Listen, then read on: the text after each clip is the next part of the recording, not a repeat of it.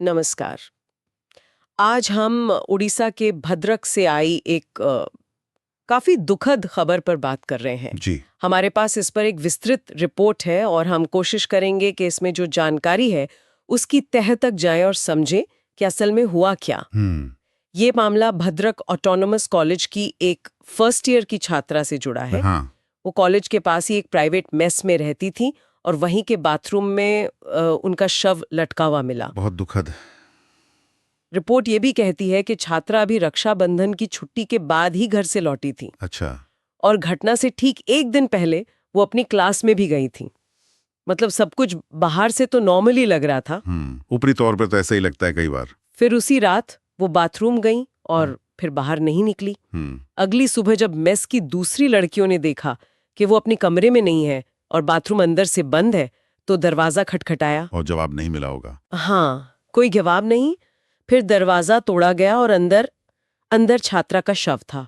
ओह, इसके बाद फिर पुलिस आई होगी। हाँ बिल्कुल। जी, स्थानीय पुलिस तुरंत मौके पर पहुंची। पहली कार्रवाई तो यही होती है कि शव को पोस्टमार्टम के लिए भेजा जाए। तो वो किया गया है। और अभी शुरू में तो इसे संदिग्ध आत्महत्या का मामला मान रहे हैं। संदिग्ध यानी पक्का नहीं। हाँ, मतलब पुलिस का कहना है कि जब तक पोस्टमार्टम रिपोर्ट और पूरी जांच नहीं हो जाती तब तक किसी भी नतीजे पर पहुंचना ठीक नहीं होगा। वो हर एंगल से देख रहे हैं। तो ये जांच अभी किस तरफ जा रही है? क्या कुछ पता चला है? कोई सुराग मिला जिससे वजह समझ आए? देखिए, सबसे जो अहम बात है वो ये कि मौके से कोई सुसाइड नोट नहीं मिला है। अच्छा, कोई नोट नहीं? नहीं। अक्सर ऐसे मामलों में नोट से कुछ इशारा मिल जाता है वजह का, पर यहाँ वो चीज नहीं है। डिजिटल फोरेंसिक मतलब चैट्स वगैरह? हाँ बिल्कुल। आजकल आपको पता है मोबाइल से बहुत कुछ पता चल सकता है।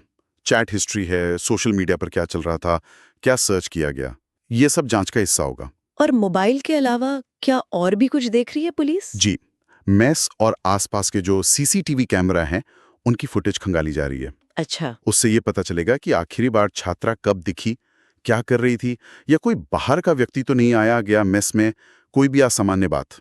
साथ ही उसके जो सहपाठी हैं, मेस का स्टाफ है, जो भी करीबी लोग हैं, उनसे भी पूछताछ चल रही है। अच्छा। पुलिस बस ये समझने की कोशिश कर रही है कि क्या छात्रा किसी तरह के दबाव में थी, कोई तनाव, पढ़ाई का या पर्सनल या कुछ और। तो मतलब क्योंकि सुसाइड नोट नहीं है तो जांच काफी हद तक इन बाहरी सबूतों और डिजिटल फुटप्रिंट्स पर ही टिकी रहेगी। हाँ बिल्कुल। पोस्टमार्टम रिपोर्ट अहम होगी, उससे मौत का सही कारण और वक्त पता चलेगा। सही। डिजिटल जांच से शायद उसकी मानसिक स्थिति या हाल की बातचीत का कुछ अंदाजा लगे और लोगों के बयानों से घटना से पहले का माहौल समझा जा सकेगा। इन सबको जोड़कर ही पूरी तस्वीर साफ हो पाएगी। ये एक तरह से पजल जोड़ने जैसा है, हर टुकड़ा जरूरी है। इस पूरी घटना का वहाँ स्थानीय स्तर पर कॉलेज में क्या असर हुआ है? जाहिर है दुखद तो है ही। हाँ बिल्कुल। घटना ने भद्रक ऑटोनोमस कॉलेज और वहाँ के लोगों को काफी झकझोर दिया है। छात्रों में तो खासकर एक दुख और शायद डर का भी माहौल है। स्वाभाविक है। हाँ, जब कोई युवा जो पढ़ने के लिए घर से इतनी दूर आया हो और वो इस तरह चला जाए तो ये बहुत से सवाल खड़े करता है। ये घटना फिर से एक बार हमें सोचने पर मजबूर करती है कि जो छात्र बाहर रहते हैं, हॉस्टल में या मेस में, उनका मानसिक स्वास्थ्य, उन पर जो दबाव होते हैं वो कितने गंभीर हो सकते हैं। सही बात है। तो अगर हम संक्षेप में देखें, भद्रक ऑटोनॉमस कॉलेज की फर्स्ट ईयर की छात्रा की संदिग्ध आत्महत्या से मौत हुई है। जी। कोई सुसाइड नोट नहीं मिला है और police mobile phone, CCTV footage, postmortem report, इन सब के जरिए जांच को आगे बढ़ा रही है। हाँ, और ये मामला सिर्फ एक दुखद घटना तक ही सीमित नहीं है।